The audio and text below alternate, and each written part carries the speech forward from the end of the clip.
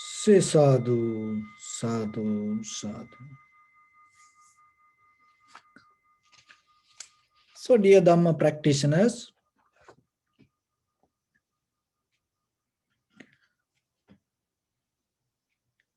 in these meditation sessions, mainly we try to help you to, to develop some practice with the tranquility meditation and vipassana meditation. Because the practice that you develop is the most important part. Because if you don't practice, that what you know become equal to what you don't know. So then how much you practice going to bring the benefit and the result and out of your knowledge or the wisdom. Same like how the elephant trained by the mahood. So the mahood trained the elephant, and then when without the mahood also later, the elephant going to be do things with very disciplined way. Even there is no mahood. So how it happened? So in the beginning, the mahood teach how to do, but later the elephant start to do. So how that elephant transform? Because otherwise, when there is no mahood, elephant should be wild, but it not happen. Because the elephant transform by the repetition of the action. So the mahood help to repeat the action. But later, the elephant itself transform not because of the mahood. Elephant transform because of its repetition. So your sati, awareness, is kind of like the mahood. And then with the awareness, when you repeat, it is not become habit, because in habit there is no awareness. But with the awareness, when you repeat, what happening? There is a shift happening in you. That shift called epistemic shift. Epistemic shift means that what you know as life through culture, tradition, books, learning, schooling, and philosophizing yourself. So how, and whatever that you know as your life, what happening? It going to shift. You're going to come to a different kind of experience. So it is not going to be that whatever the conventional things. And that shift happened, not only that, what happening when that epistemic shift happened, and then ethical shift also going to happen in you. So ethical manifestation shift means it's kind of like you naturally become more truthful, and you start to go with the integrity. You develop the clarity within you, and you become non-violent, and then self-discipline.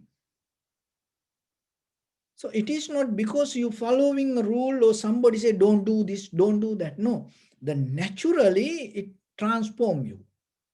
So the very behavior of the enlightenment, these two things happen together at once, and you transform. Epistemic shift, that what you experience as world going to be completely different. Different in a way that you start to see. Another one is the ethical shift. So that's mean that deeply our qualities as ourself, our character slowly start to change. So whatever outcome going to change. For that you have to put your practice to higher level, because what you know already, that is not enough for you to grow. So that's why you have to have a higher place yourself to keep practice. So as example, you want to plant a mango tree. So you have a mango seed, and then you have soiled just exactly the same amount of the mango seed.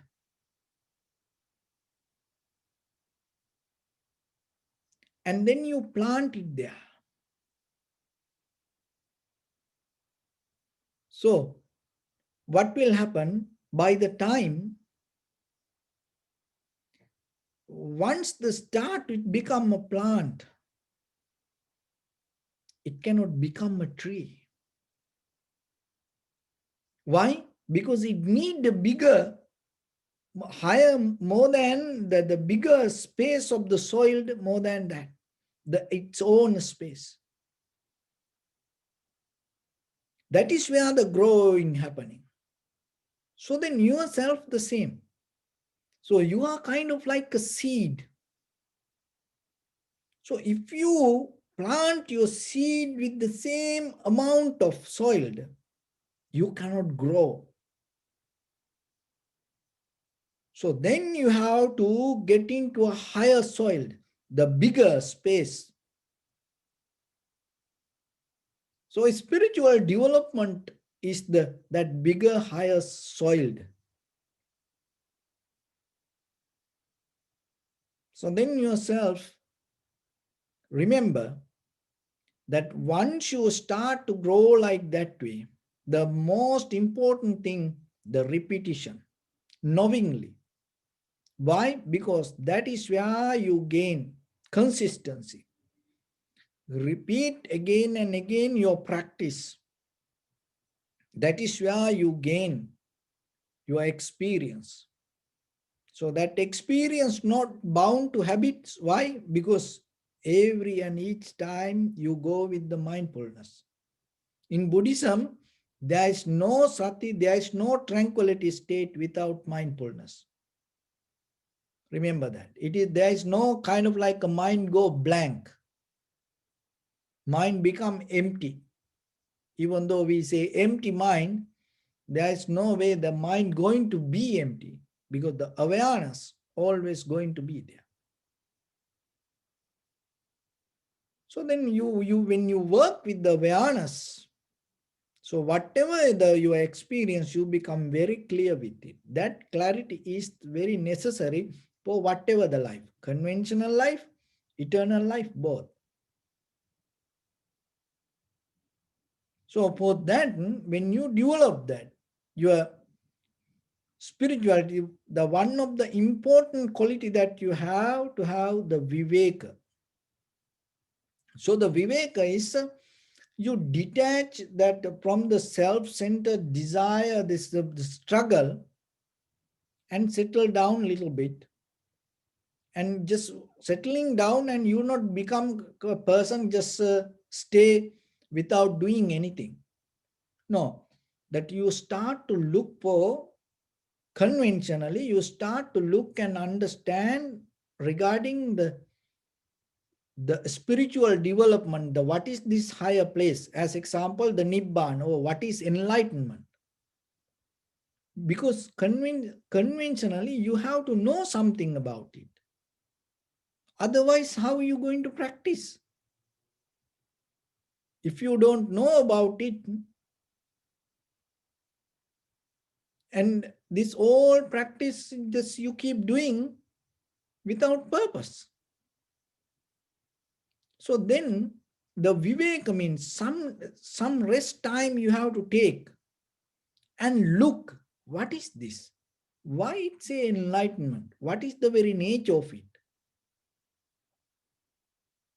Like that, you have to spend some time to know about it. So otherwise, that you cannot just become a statue. You cannot stay without doing anything, like a dumb person. How are we going to? Because then our mental formations start to disturb us, or if maybe you watch something, you listen something. So that's why you start to look the higher purpose, or the final destination of this practice, and you keep looking. When you start to gain more information, it encourage you. So that is the first quality that you have to have when you going towards this journey. So then remember yourself,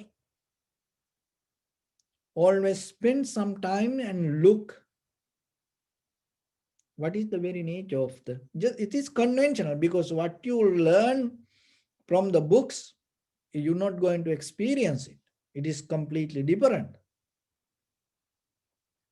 It's it's like this, that you can read about, and you can watch documentaries, you can watch movies about safari, like a real African wild safari. So this very dangerous animals. Now you at home, sitting very comfortably, and you watching.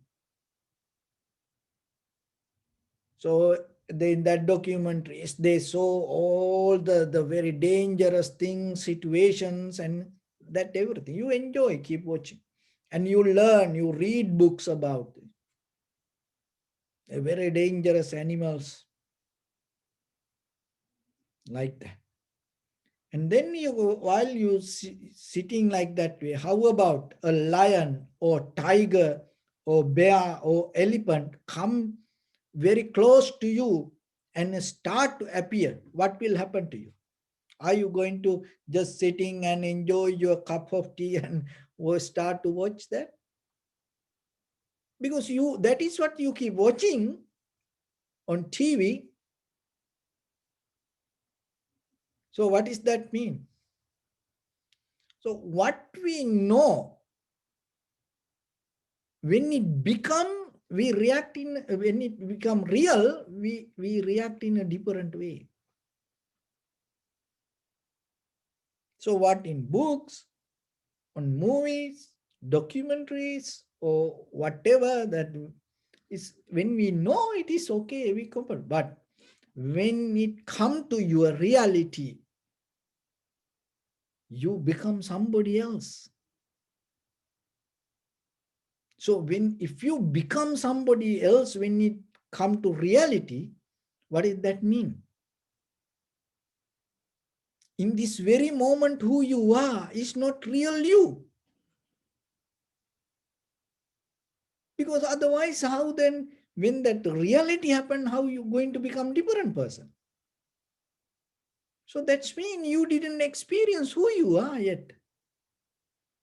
And sometimes, many, you can watch many, that situations, sometimes these prank movies, the videos, and girlfriend and boyfriend, holding hands and walk, and suddenly maybe, if something happened, what happened? The boyfriend, run, before the girlfriend. So the girl is looking for the security and holding his hand. So, but when the something real happened, and he ran first. So that is why we kind of, in a different world, we thinking, and we imagine a life something. But seeing your life, even regarding our own self, who we are, the reality, the real life is something else. So then you have to understand maybe you will die without knowing who you are, because you never knew your real life, who you are really. You never see that. We just living in a kind of like the the the kind of like a background of ideas. That's why when you practice meditation, the sati is brings the real experience to your life. That is what you have to break down, because the viveka will help you to that, to get out of this daydream and experience really who you are. That is what you're developing the spiritual path. It's not going to be then that what you experience and real you, it is not different. You're going to be the same. You're going to be the same. Because now you understanding, you recognizing yourself. So that's why the resting, don't go to imagination. Develop that awareness and invest your time to uplift your inner quality. So that is the first one, viveka. And the second one, dispassion. It called vairagya, dispassion. So the dispassion means withdrawing your eye, ear, nose, tongue, body, mind from the worldly nature, because we always pondering. We always towards the world. Like there are some animals, they have a tongue and roll inside the mouth. And when they see little bugs or animals, flies, that tongue is go kind of like a arrow and catch it. 3-4 feet sometimes it can stretch. So our eye, ear, nose, tongue, body kind of like it's always stretched like that to outside, beyond your limit. So the vairagya means you withdraw that current. That's why when you close your eyes, even practicing meditation, you withdraw your whole bodily, verbally, and mentally action without going the world. You just settle down within yourself. Why? Because now you know that there is something that you can transform yourself just seeing and looking and holding to yourself. It is that holding means not like you become so tight within yourself. No, you just withdraw. It's not because of the fear. It's not because of something else. Because you have a different purpose. What is that purpose? You have a purpose to have a shift in you to higher level of awareness. So that's why you withdraw it. You withdraw for a higher purpose. So then it will happen. And the other one is dispassion. So the dispassion is always that I am like this. So we are kind of like representing that, our mental image, and we always put it in front of us. That's how we introduce. I am this, I did that, I doing this, I am this, that. So we always live with it. But when it comes to yourself in this very moment, look in this very moment of experience. Do you need any anything to explain who you are? Because when you are really in living, in the moment of living,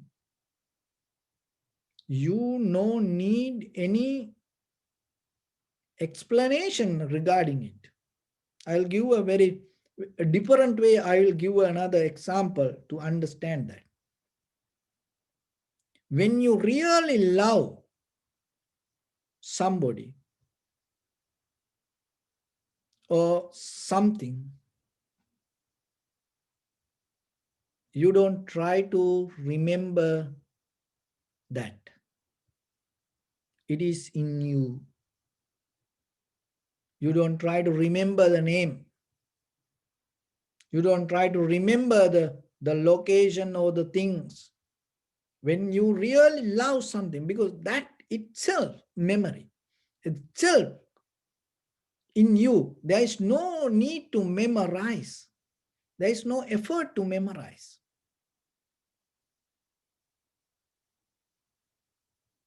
So, same like when you really experience your life,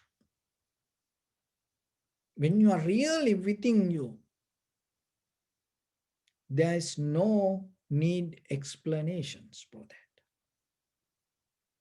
Because all the explanations that your identity you have to bring from the past, or maybe you have to tell, I'm going to do this, I'm going to do that. You have to clinging to something. Conventionally, we need the identity. Conventionally, we need the certificates. Conventionally, we need some information. But deeper, don't live with it. So you have to release you from that. And that also, because that is where your shift going to happen. That transformation inside going to happen. Because while you're dealing with these things, you become busy with it. You have no time to, no, there is no way, no space for you to transform to something. So then to this transformation, what you have to do? Release dispassion. Withdraw all the sensual desire or the pleasure. Another thing is the satisfaction.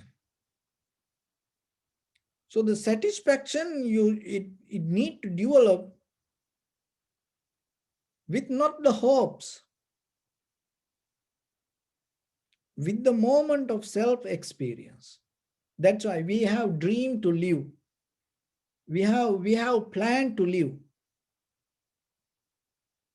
While you're planning to live, you end your life. Another thing is we think the life is we think the life is to find answers to questions. And we struggling with the problems to fix that. Life is not kind of that thing to always have to struggle to, to find solutions. You don't come here with problems, you come here with life. And when the real life is there, there is no problems. Remember, in your mother's womb, if you had a problem, you cannot experience like this. So in that very beginning point, you had the life, not the problems. So after that, even as a child, in the beginning, very first 5 years, and you don't have any problem. And like when you become a teenager, for a child, everybody like you are always smiling.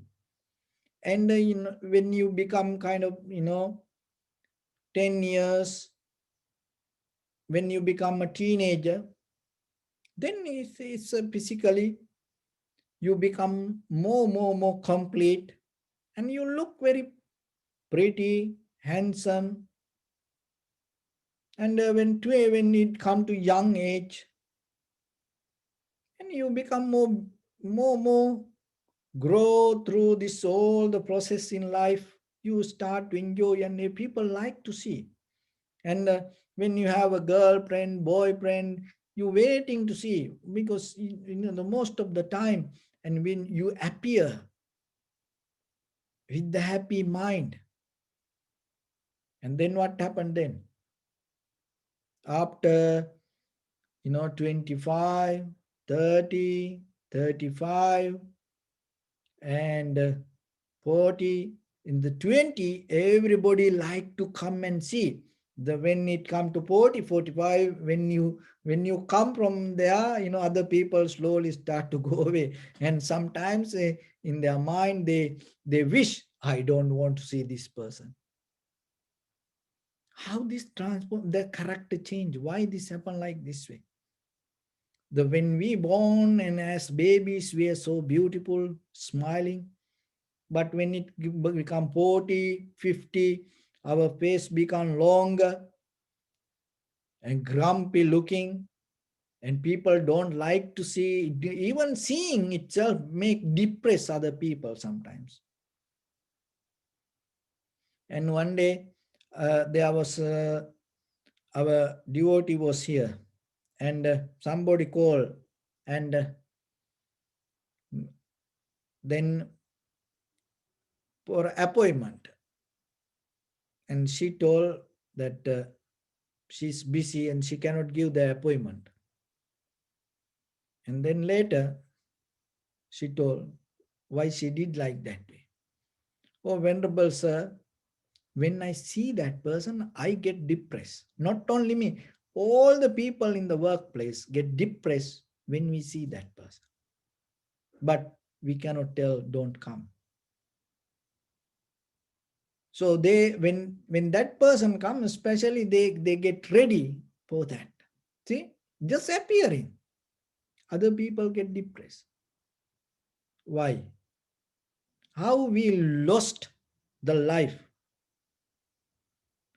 Because we like to be satisfied with the hopes, dreams, not the reality, not the real moment. So when it comes to self-satisfaction, means it's not about something. It's contentment that in this very moment. So what you have, who you are, you have to find the satisfaction with that.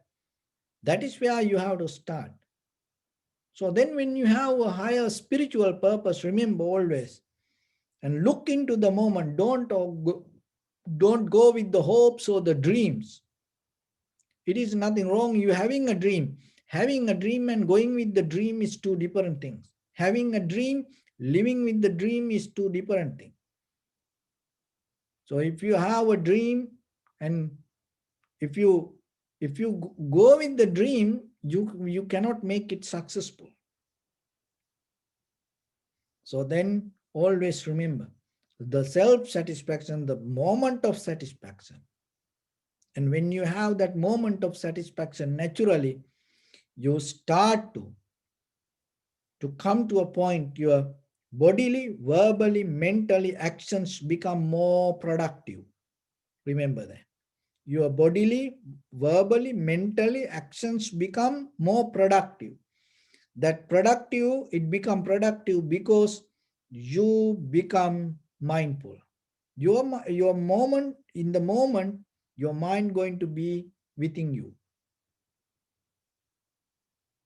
So when you become successful with the moment, and it will transform to satisfaction. That is the way to develop that. And if you keep that, the viveka, you have to find this rest, and during that resting time, you have to look, learn, and what is this nibbana, what is this enlightenment, what is this liberation.